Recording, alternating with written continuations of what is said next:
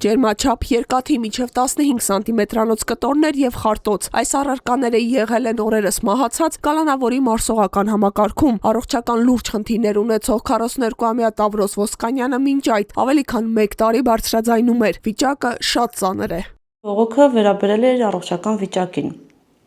Բնույթը եղել է այնպիսին, որ պատշաճ բուժօգնություն չի ստանում, ունի մի շարք առողջական խնդիրներ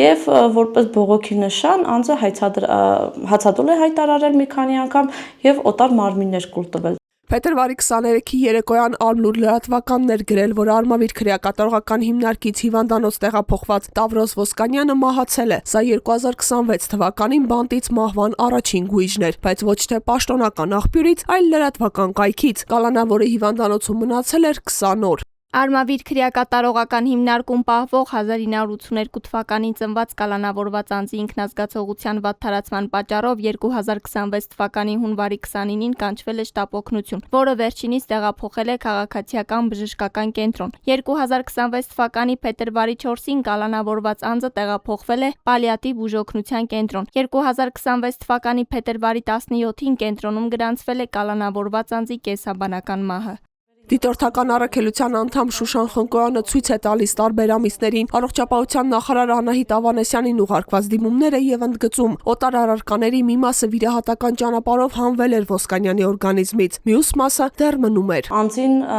տեղափոխվել է Արմենիա բժշկական հաստատություն այն նպատակով, որ պետք է իրականացվեր մյուս օտար մարմինների հեռացումը, բայց դրանք այդպես էլ չեն իրականացվել եւ ցավոք սրտի տեղեկատվություն այդպես էլ չենք ստացել, թե ինչ նպատակով, ինչ պատճառով չի իրականացվել այդ վիրահատությունը։ Եվ դրանից հետո անձը կրկին հացադուլ էր հայտարարել։ Ֆակտոր TV-ին Դատալեքս դատական տեղեկատվական համակարգից հայտնի դարձավ, որ կալանավորը պարբերաբար նաև ջրադուլ է հայտարարել։ Ավելին նշվում է, որ դատական նիստերից մի քանիսը հետաձգվել է հենց նրա առողջական վիճակով պայմանավորված, քանի որ չի կարողացել ներկայանալ դատարան։ Ոսկանյանը լինելով ծանր վիճակում ծայրահեղ քայլերի է դիմել, խնդրելով փոխարինել կալանքը մեկ ուրիշ այլընտրանքային խափանման միջոցով։ Չի կարողանում դատական նիստերին գնալ, որովհետև կարող են այդ օտար մարմինները օրգանիզմը, ինչ որ որևէ օրգան վնասել եւ այլն, քանի որ ինչպես արդեն շեշտեցի, ամենամեծ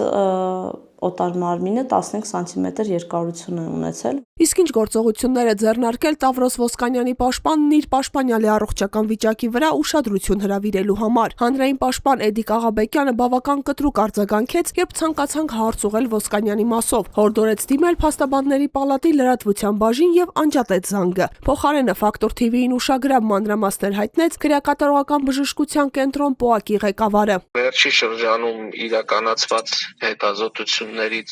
հետո պարզ է դարձել, որ այնպիսի հիվանդություններ ունի, որոնք կարող են համապատասխանել բաժի գրմանը խոչընդոտող հիվանդությունների ցանկին։ Մանուկյանի խոսքով ՊՕԱԿ-ը շատ արագ ձեռնամուխ է եղել փաստաթղթերի փաթեթը ներկայացնել միջգերատեսչական հանձնաժողովին, որն էլ իր հերթին դրական եզրակացություն է տվել փաթեթին։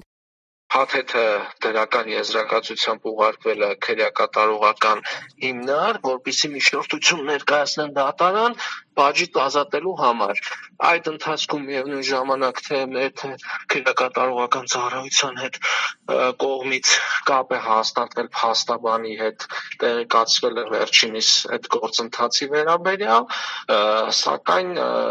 միջնորդությունը դատարանի կողմից մերժվել էր։ Ստացվում է, Ոսկանյանը պետք է կալանքից եւ պատժից ազատված լիներ, բայց մահացավ քրեակատարողական հիմնարկում։ Ով է պատասխանատուն։ Երբ որ արձանագրում են մահվան կամ ինքնասպանության դեպքեր, տեղեկանում ենք, որ հարուցվում է ծառայողական քննություն, քրեական վարույթ է նախաձեռնվում, բայց ինչ է լինում ի վերջո, ոչինչ չի լինում։ Այդ ամեն ինչը ուղղակի կարճում են, փակվում են եւ մոռացում է որոշ ժամանակ անց։ Կփակվի, կմոռացվի Ոսկանյանի մահվան դեպքը։ Քննչական կոմիտեից Ֆակտոր TV-ին հայտնեցին, որ մահվան դեպքով նախաձեռնվել է քրեական վարույթ սպանության հոդվածով, նշանակվել է դիակի դատաբժշկական փորձաքննություն։ Արդյոք որևէ անձ Ոսկանյանի մահվան գործով կնստի մեղադրյալի աթոռին, թե այս դեպքն էլ նախորդ տարվա 24 դեպքերին վերաբերող քննությունների նման կմնա օդում կախված։